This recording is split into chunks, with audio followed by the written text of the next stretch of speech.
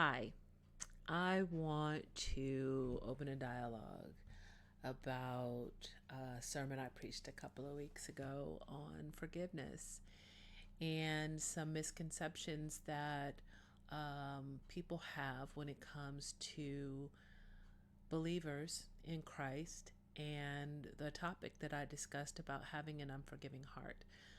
It is true, having an unforgiven heart will break or put a barrier up between your relationship with God, between your freedom that the Bible talks about, and cause you to sin. Having an unforgiving heart can cause resentment to grow in your heart, and which can lead to sin, which the Bible talks about. Someone who is unforgiving and resentful uh, doesn't possess the fruits to get into heaven. But the one thing that I want to talk about is on the flip side of that.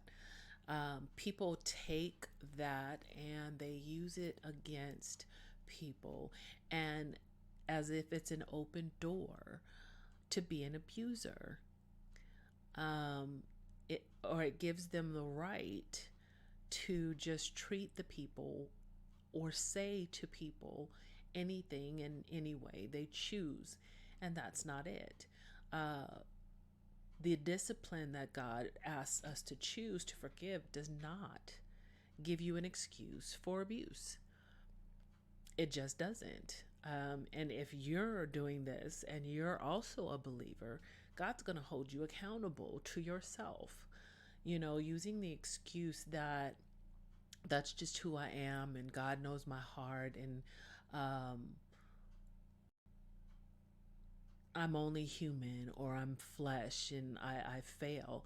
It totally is obliterated by the scriptures that says your flesh dies daily, and you're to on purpose kill those things in you that's not like God. Also, it says that you shouldn't be the one to offend and draw people to anger.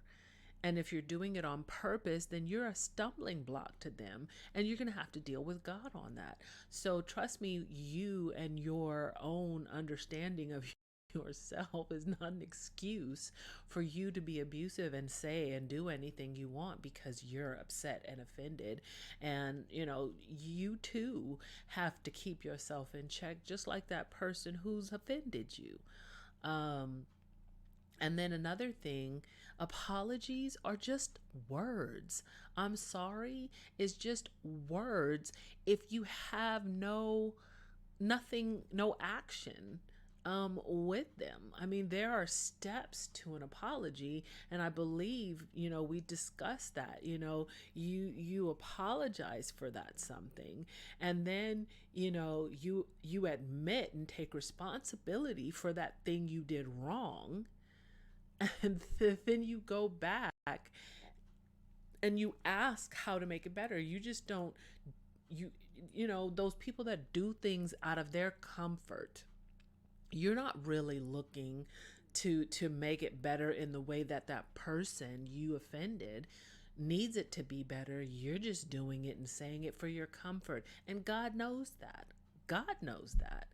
And then the last thing is that if you don't change that behavior, your apology means absolutely nothing. A true apologetic person, a true person who takes responsibility for what they've done, they change that action. You don't commit that thing over and over again. Once again, it goes against the principles in the Bible where it says, if you sin on purpose, God is looking at that.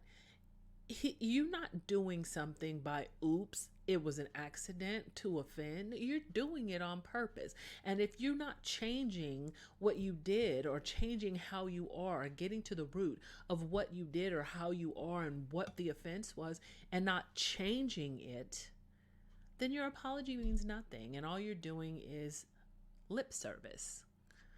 So I just wanted to say that because I don't want the people who are being asked for forgiveness to feel like you have to, even though it says you forgive your brother 70 times 7. Yes, you do that in order for you to have freedom. But you don't set yourself in a situation to where you're going to be abused by that person. You can still forgive them and push. You know what I mean? And then I don't want that person who is the one who thinks you've got an open door to do and say whatever you want because God has called someone into forgiveness. No, he's going to deal with you.